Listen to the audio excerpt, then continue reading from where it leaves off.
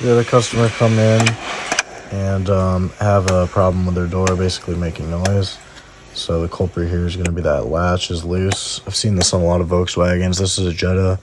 I've seen it on Tiguan's. So just go ahead and it's an M8, I believe. Triple square. Just tighten that right up, and then boom, your noise is gone.